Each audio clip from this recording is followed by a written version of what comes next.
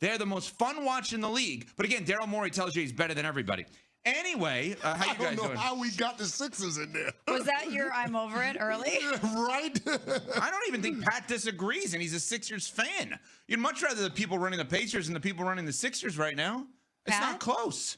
Correct. I completely agree. Thank you. Okay, now, let's just cut to the chase here. I think we all, on our show, all of us, are fans of Donovan Mitchell. Absolutely. Donovan Mitchell's also never been to a conference final. I have to point that out, but we're all fans of Donovan Mitchell. Thank God he played last night. Donovan Mitchell is awesome on the court. Donovan Mitchell's awesome off the court. Donovan Mitchell is the kind of guy you want as a face of your franchise. I don't think anyone would debate that. I think it's an insult to Donovan Mitchell if the question that I am going to ask you guys is anything but yes. Has the Cavs season been a failure? And the reason I say it's an insult is because then you're telling me you don't believe he's that good. Yeah, I'm with you. I think it's a huge failure. When you win, 64 games and you have the regular season that you had, the expectations are different. The standard gets raised. Our respect for you goes up a notch. Just like you mentioned, Evan, we look at Donovan Mitchell and we say we think that they can win because we believe he's a superstar and we trust him when he has the ball in his hands. And for them to go out like this to the Pacers, I know that they've dealt with injuries, but so has everybody else. At this stage, some teams more banged up than others, surely. But you expect a team who is this good in the regular season to be able to beat the Pacers and get to the conference finals. Yeah, Has the season been a failure? Yeah, absolutely. I mean, think about how the season started. 15-0. There have been 6 teams to start 13-0 or better in NBA history. All of them got to the championship rounds. All of them. This is absolutely a failure. And the way that it went down, you lost 3 straight home games. I couldn't believe this stat when I saw it, but Donovan Mitchell is the 3rd player in NBA history to score 30-plus points in a losing effort in 3 straight home playoff games. Ooh. It's the first time in a postseason where the Cavs have lost 3 home games in a series. It's an embarrassment. And so I get that Donovan Mitchell was in his feelings at the postgame presser yesterday talking about the things that the media is going to say about him, but guess what? You earned that. Just like you earned all of the regular season accolades, Defensive Player of the Year and Coach of the Year and all of those other things that come along with having 64-win season. You deserve all the slings and arrows that you're going to get right now. And I get it. Donovan Mitchell wasn't healthy. Give him credit. Give him a medal. He went out there. Even last night in the game, you saw he had to leave the game for a period of time because that ankle/calf was bothering him. Nobody is going to criticize the heart of Donovan Mitchell. Never. But I do think it's fair to ask difficult questions about the supporting cast. I do think it's fair to criticize Darius Garland today. The guy that's talking about, oh, you don't know what players' bodies go through. Well, guess what, Darius Garland? Nobody is 100% at this time of year. Not nobody. That's what playoff basketball is all about. So to sit there and talk about what your body is going through and how hard it is and people not understanding the plight of the professional athlete, bro, we don't care. We don't care. This is a results business, professional sports. It's a results business. Did you get it done or not? And the Cavs didn't get it done. And that's why they're going to be criticized, and they deserve it. Donovan Mitchell spoke post-game. A couple of comments here to play for everybody. Number 1, on losing Game 5 to the Pacers. Y'all gonna write us the off, man. But we'll be back. Let City down, let each other down.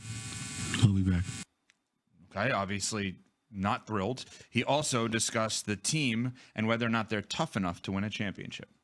I mean, I've been doing this 8 years, and I've been in the same round 8 years. These things aren't easy. Just when you think you've gotten somewhere, there's another level. We took a step. We didn't take 2. We took 1. And getting beat down like this, and y'all are going to write some about us, man. And that's going to be fuel for everybody. Y'all going to say a lot of Y'all are. And that's what it takes. I've been here. So, yeah, Smalls, go ahead. Well, he's saying to the media, you guys are going to write a bunch of bleep. But isn't that fair that the media points things out like this? Points out, as Rick Carlisle did, that the Pacers weren't favored in any of these games. The lowest point spread was 5.5. The expectations were for you to win. So I don't think it's writing bleep or talking about bleep. I think it's pointing out the facts. I think it's emphasizing that because you were so good, the expectations were that you would be able to handle the Pacers.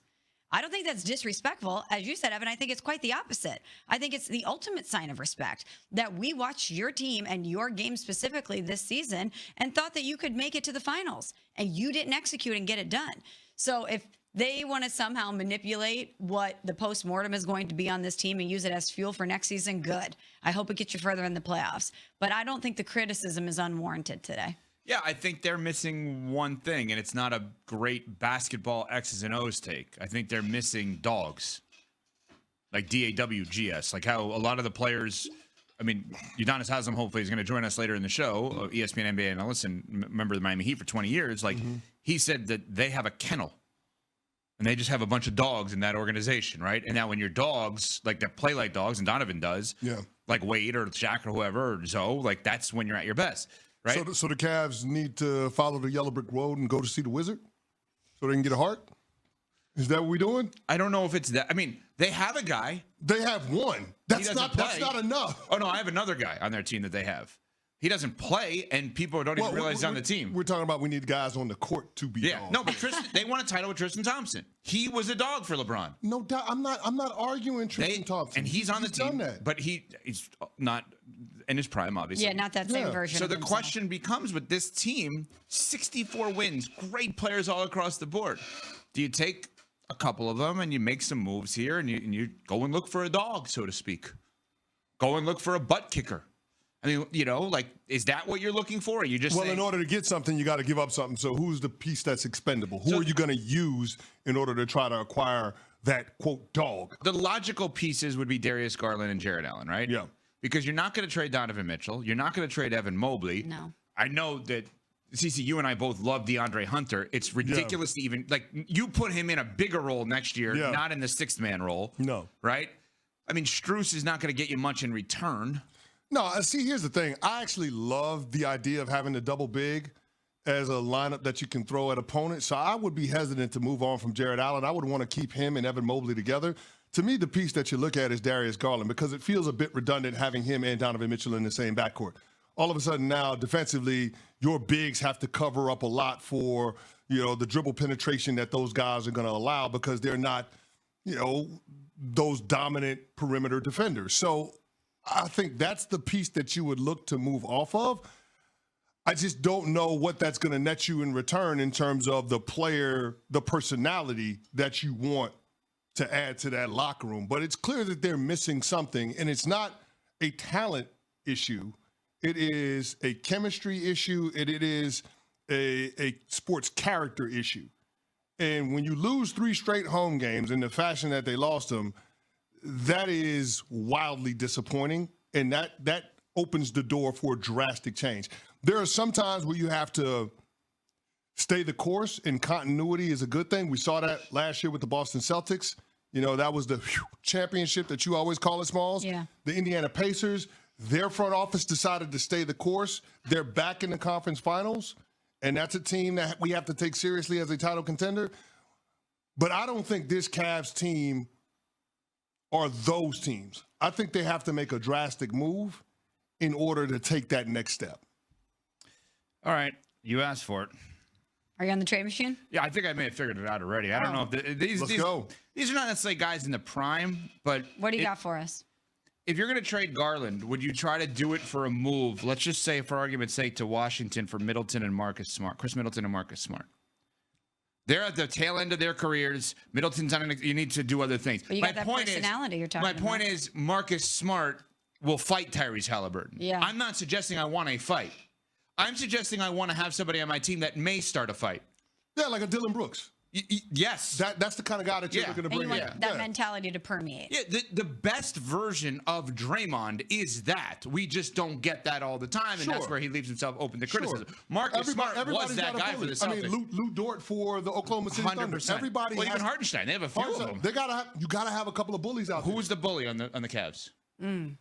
Tristan, but he doesn't play. He can't play. Right. I'm just saying He can't play. I'm just being fair to the fact that they do have one, and they've acknowledged we need someone like that, but you need someone like that to play basketball. Yeah. And I don't know that they have that guy. So, again, Marcus Smart and Chris Middleton for Darius Garland is not the players in the age that they want. No. But conceptually, I think that is what they should be looking for.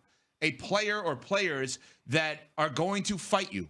But, again, it's an insult to say, oh, wow, congratulations, number 1 seed. You lost in the second round, not a failure. That's an insult. That means we never took you seriously. And the reality is, all year we thought it was Celtics, Cavs in the Eastern Conference Finals, and it's going to be the Knicks and the Pacers. It's crazy, but you're right. It's not a star player, but it's a guy that makes winning plays.